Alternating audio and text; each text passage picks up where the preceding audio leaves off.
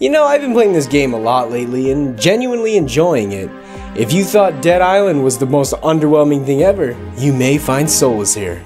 So Dying Light came out last year and it pretty much went right past me. I played it for a tiny bit on the PS4 upon release, but not much after that. If you, like me, thought Dead Island couldn't be any more underwhelming and were hugely dissatisfied by it, this might be what you need, baby. Dead Island wasn't a bad game per se, just not the fucking awesome thing it was made out to be in 2005 and 2007. This game really is what Dead Island should have been. The gameplay is so much more fun, the parkour is pretty good, not Mirror's Edge level, but it's still fucking captivating. It's responsive and fluid. The combat, holy fuck, it's seriously some of my favorite first-person melee ever. The weapons have real impact. I love how you just don't swing through the zombies, the weapon actually gets caught up on their face. I can't count how many times I just hovered over a downed enemy beating the back of their fucking skull in.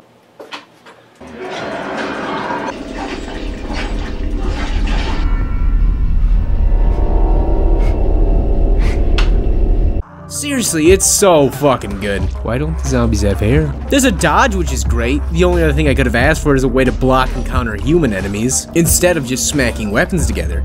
Weapon durability and repairs, a thing I usually despise, is generally not the worst thing ever and is quite streamlined for the better. There's an upgrade system that I think is pretty good. 3 categories all with their subset of upgrades. Everything starts off pretty stiff and limited, but by the time you're pretty high level, everything's quite fluid. At first, the combat and free running feel pretty disjointed, but eventually coalesce quite nicely.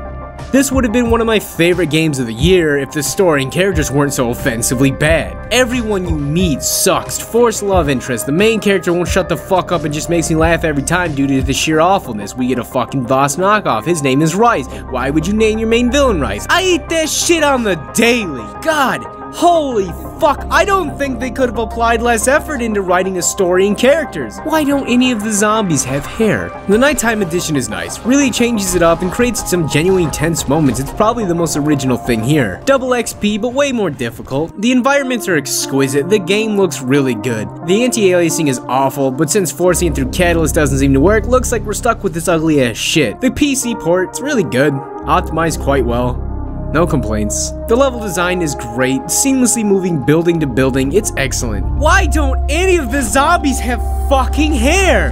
Oh, one zombie type does. That doesn't excuse how fucking distracting it is. It's so weird looking. Again, not very long, but most of these points have been brought up. The only other thing I can add is the game tries to be too much. It just gets a bit overbearing with all the extra options there are. Like, it just doesn't know what it wants to be, I think. So, the lesson today is, John Carmack was almost right. I do expect story in my games. And if it sucks ass, it makes an amazing game a good game. So, if you thought Dead Island was pretty underwhelming, I think this is the game you need.